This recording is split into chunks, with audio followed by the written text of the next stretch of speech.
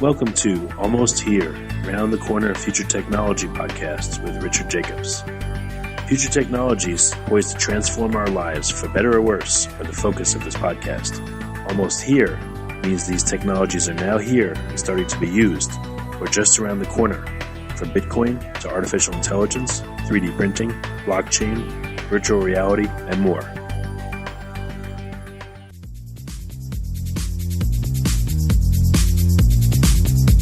Coming to Dallas, Texas, September 14th, 15th, and 16th, 2018, the Blockchain and Future Tech Expo. This is going to be a gigantic conference of over 5,000 people. We're going to be talking about blockchain and its applications. We're going to be talking about quantum computing, cybersecurity, artificial intelligence, and several other future technologies that are poised to and actually changing our lives as we speak. Here's why you should attend. As you may know, early adopters are the ones that investigated and profited from things like the gold rush in the 1800s, from the dot-com boom in the 1990s, from the internet boom in 2005, from the smartphone explosion in 2007, from the real estate boom that ended in 2008, and of course, from the Bitcoin boom that started in 2012. Early adopters act now. They don't wait till later. They go out west first, in their covered wagons. They find the biggest gold nuggets. If you consider yourself an early adopter and you want to find the biggest nuggets, then you owe it to yourself to attend this upcoming conference. Blockchain is going to affect how we control and store our medical data, how we send money around the world, how we bank, and more. But artificial intelligence, quantum computing, and cybersecurity will play a pivotal role in our lives as well. And that's why our next event, September 14th to the 16th at the Dallas Convention Center, is going to have not only 5,000 plus attendees, but will showcase blockchain, AI, cybersecurity, quantum computing, and more. You want to get in on the coming gold rush of future tech and opportunity as an early adopter. Don't be left out. To register, go to bftexpo.com. That's Blockchain Future Tech Expo.com. Thank you. Hello, this is Richard Jacobs with Future Tech Podcast. My guests today are Bryce Thomas and Frederick Brien, both co-founders of Tokenspin. How are you guys doing today? Good. How's it going? Yeah, good. Thanks for coming. I appreciate it. Where are you guys calling in from? It's probably really late where you are, I would guess, right? No, it's actually pretty early. We're in Brisbane at the moment, Brisbane, Australia. Oh, so it's like the year 2023 on a Thursday or something? At the time. Yeah. Right on. All right. Well, thanks, guys. Yeah. So just tell me a little bit about your backgrounds and then tell me what the concept of Tokenspin's about. Yeah, so I'm a current MBA student at the University of Sydney here in Australia. And I got a background in finance. I mean, that's what I specialized in. I did a Master of Finance at UNSW. I'll let Frederick. And I have a background in business myself. I studied a Bachelor of Commerce and a postgrad in business management. And so the concept of Tokenspin is, the initial idea of it is that, I guess charitable fundraising costs are at all-time highs. And I mean, it is the case globally, and it's the case here in Australia for sure.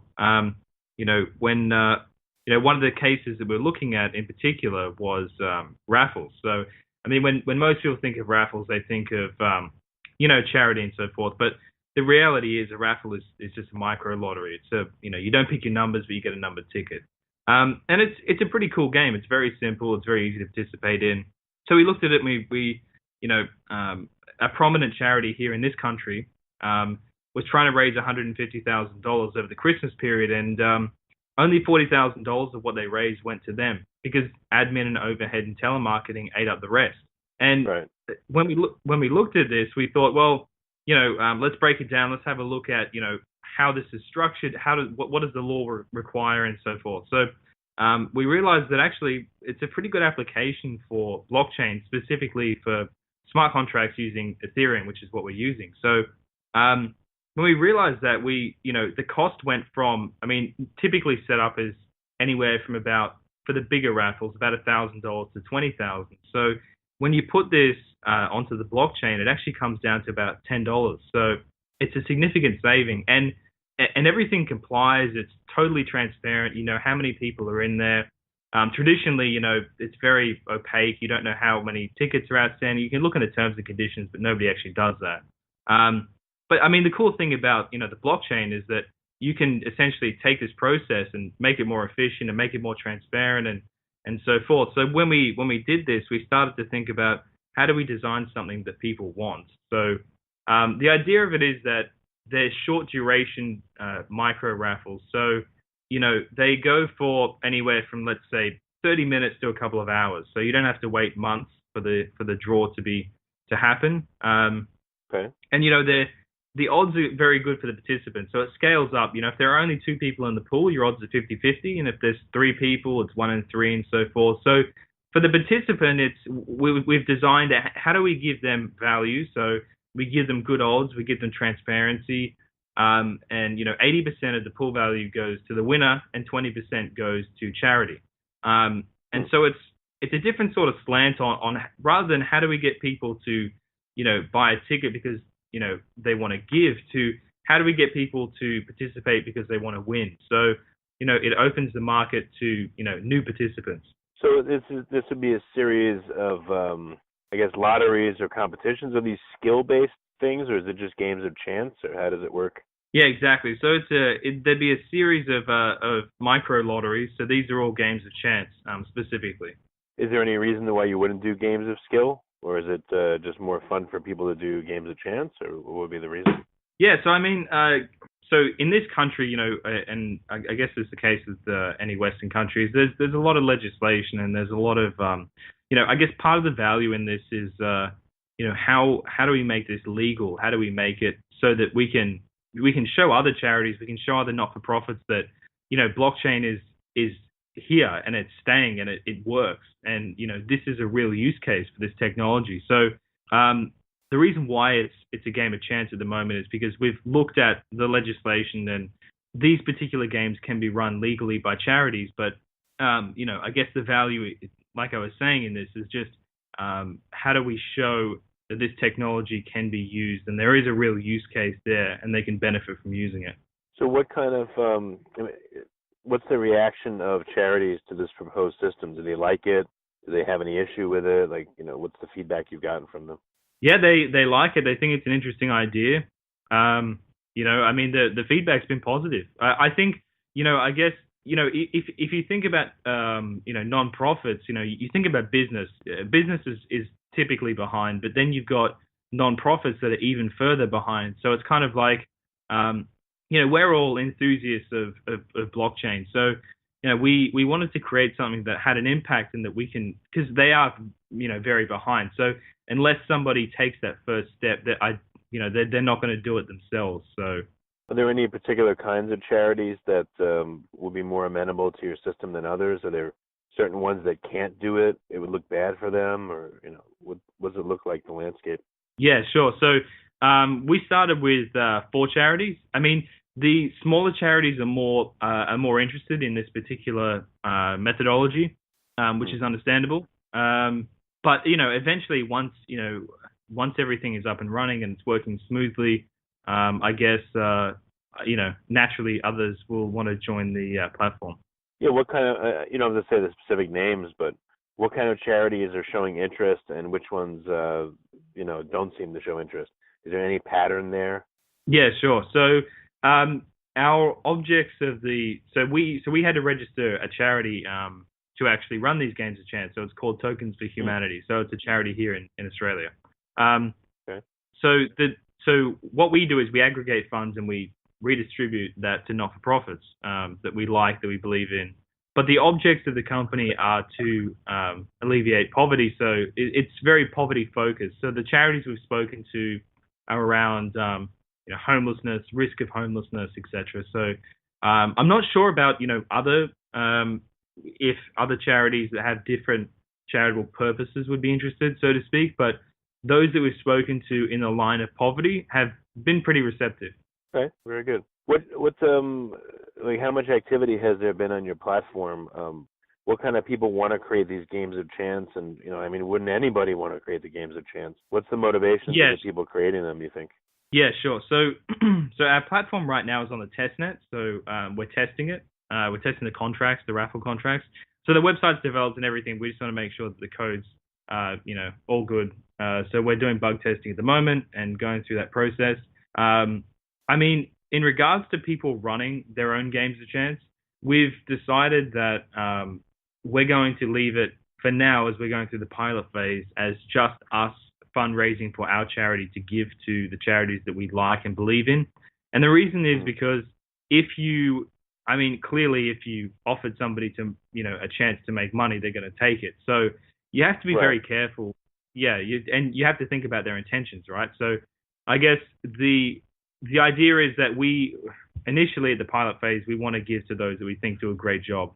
So we've chosen those charities because if we open it to any charity, we don't want charities coming on board that we don't, that are inefficient, don't do a great job, et cetera, et cetera. Is there a token, and what's the role of the token, if so?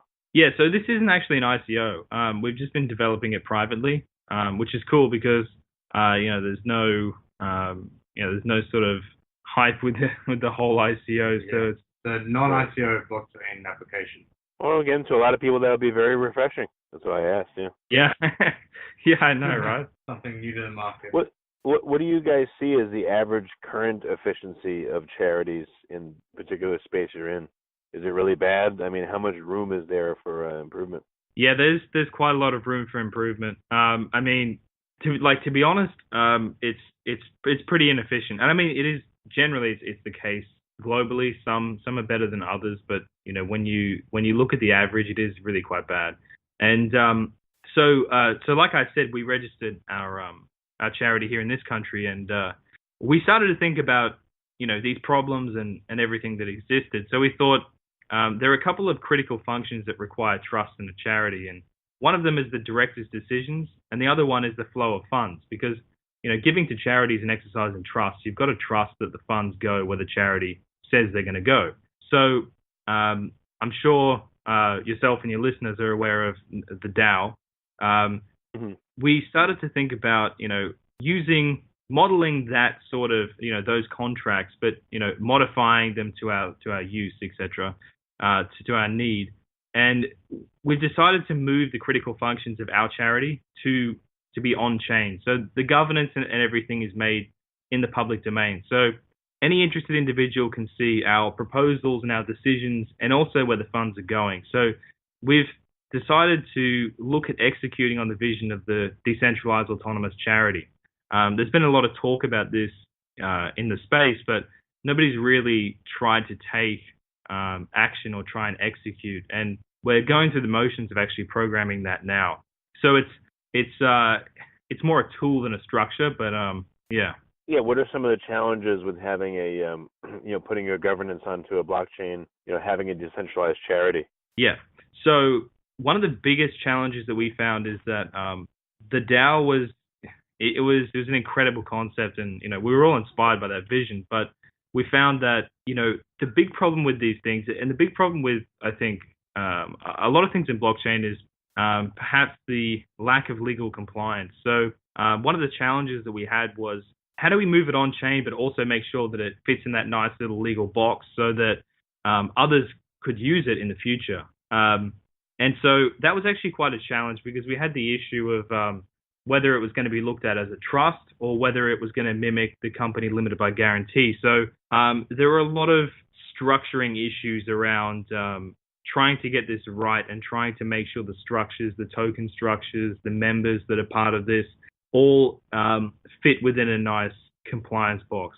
And obviously you've got the interesting, part of it that all the decisions are transparent. So perhaps some people may feel threatened by that, but it is a closely held charity right now. So, we're happy to go fully transparent and show everybody that, this can be done. I guess the big thing is that we want to help solve some of these problems that exist, and one of them in the space, in the charity space, is the lack of transparency and accountability, at least. Well, what kind of efficiencies do you think? What kind of efficiencies do you see now, ballpark, and what do you think is possible with your governance model and with this new model? Yeah, sure. So the way it would work is that the funds would go from Tokenspin. The 20% would go from that raffle contract into the into the decentralized charity, and that would go through in an automatic process. So it would be quite an efficient structure because there's not as much in terms of admin and so forth because it's all automated. Okay. So, it could be maybe a 50% savings, or you just don't know yet until things are further along. Yeah, we aren't too sure right now, but we would say that it would be quite a decent saving, and beyond the saving as well. To make charities more accountable to the public, I think is definitely a worthwhile pursuit. Because anybody can use a free website and have a look at what our decisions are and where the funds are really going. So if anybody tries to take funds or put their hand in the middle, it'll be quite obvious that the funds aren't going to where they said they're going to go. What about the way that the auctions or the raffles are structured? 80% to the creator, 20% to the charities. Does anyone have a problem with that? Are they happy with that split? Is it not worth it to do any other split? What's your opinion? Yeah, so it's something that we're looking at the moment. There's some weird laws in this country around the percentage splits, but so some of that is legislated, but 20% seems to be, obviously we want to incentivize people to play, so that's why there's that that 80% pool that goes to the winner. Because ultimately we want to give back to the user as well. Okay, yeah, I just didn't know if you had gotten any feedback on that. Very good. No, at this point in time, we haven't received any feedback from the users as we're on the test net. But it's definitely something that we want to go about testing in the future. We want to obviously maximize the user's experience, and if that requires giving to charity or giving more to the user, that's something that we'll be looking out for in the future. Any other features that you want to incorporate? Yeah, so eventually we're going to expand the offerings. This is just one piece of it. So I guess there'd be other games of chance that we're allowed to legally run and fundraise with. But for now, that particular game, I guess we have to see, where users are at and see what they think about it in order to make any improvement or features or anything. All right. And what's on your roadmap for 2018? What's coming that you haven't worked in terms of your current project and future ones? What's happening? Yeah, so I guess so the roadmap for the rest of this year and perhaps next year is just to expand the offering, to get user feedback, to refine the platform, and also to work on our decentralized charity, because we think that's going to be quite interesting and have quite a significant impact. So all of that stuff will take up a fair chunk of time. Okay. Well, very good. So how can interested people reach you to find out more about what you guys are working on? Yep. So our website is Tokenspin, so TOKENSPIN.io. And you can sign up, you can just register through email and we can give you updates. And then we also have Facebook, which is tokenspin.io. And we've also got, you'll find other social media links there as well. We've got a Medium and a Steemit and so forth. Okay, very good. Any other ways that people can contact you? Or I guess that's plenty. That's if they want to go, they can go personal. They can reach out to us via social media. And also, there's also our emails as well. So bryce@tokenspin.io. If anybody wants to contact me direct or has any feedback or any thoughts, that would be great. All right, guys. Well, very good. Well, I appreciate you coming on, and it's a noble thing you guys are working on. So definitely want to keep people advised of how it progresses. Thanks. Yeah, we were. It was an absolute pleasure to be on the show. It's been great to be on. Oh, thank you. Coming to Dallas, Texas, September 14th, 15th, and 16th, 2018, the Blockchain and Future Tech Expo. This is going to be a gigantic conference of over 5,000 people. We're going to be talking about blockchain and its applications. We're going to be talking about quantum computing, cybersecurity, artificial intelligence, and several other future technologies that are poised to and actually changing our lives as we speak. Here's why you should attend. As you may know, early adopters are the ones that investigated and profited from things like the gold rush in the 1800s, from the dot-com boom in the 1990s, from the internet boom in 2005, from the smartphone explosion in 2007, from the real estate boom that ended in 2008, and of course, from the Bitcoin boom that started in 2012. Early adopters act now. They don't wait till later. They go out west first. In their covered wagons, they find the biggest gold nuggets. If you consider yourself an early adopter and you want to find the biggest nuggets, then you owe it to yourself to attend this upcoming conference. Blockchain is going to affect how we control and store our medical data, how we send money around the world, how we bank, and more. But artificial intelligence, quantum computing, and cybersecurity will play a pivotal role in our lives as well. And that's why our next event, September 14th to the 16th at the Dallas Convention Center, is going to have not only 5,000 plus attendees, but will showcase blockchain, AI, cybersecurity, quantum computing, and more. You want to get in on the coming gold rush of future tech and opportunity as an early adopter. Don't be left out. To register, go to bftexpo.com. That's blockchainfuturetechexpo.com. Thank you. You have been listening to Almost Here, Around the Corner Future Technology podcast with Richard Jacobs. Subscribe to this podcast, post a review to discover more future technologies that are poised to transform our lives for better or worse, such as Bitcoin, artificial intelligence, 3D printing, blockchain, virtual reality, and more.